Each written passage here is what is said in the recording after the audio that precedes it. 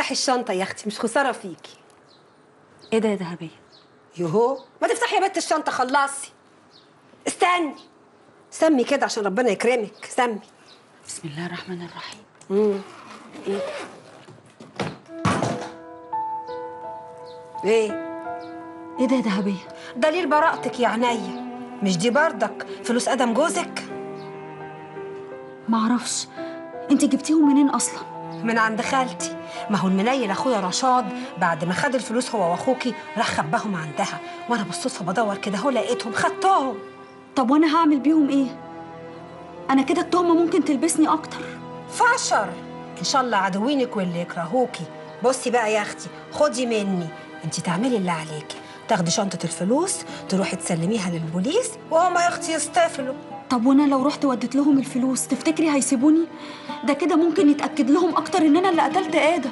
لا يا بت هي سايبه، ده انا اجيب خالتي تشهد وتقول ان الولد رشاد هو اللي جاب الشنطه عندها، وانا كمان هشهد معاكي. هو انا هسيبك؟ ايه انت هبله ولا ايه؟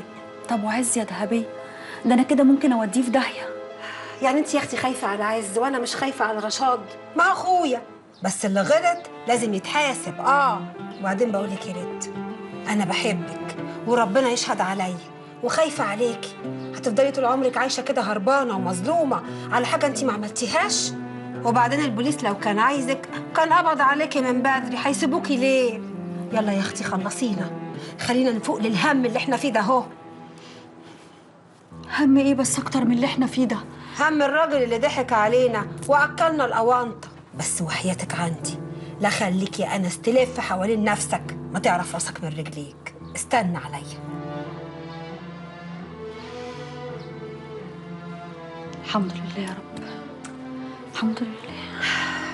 عارفه يا بت، لما لقيتك جايه مع انس يا اختي التنار، قلت معقوله سلمى صاحبتي واختي تخوني بالشكل ده وتنسى العيش والملح والصداقه والصحوبيه؟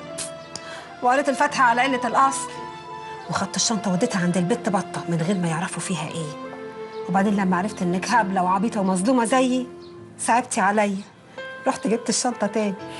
حبيبتي يا ذهبيه، ربنا يخليكي ليا. يا اختي مش وقت البؤوس، قومي تنيلي البسي الازدال، خلينا نخلص من المصيبه دي. يلا.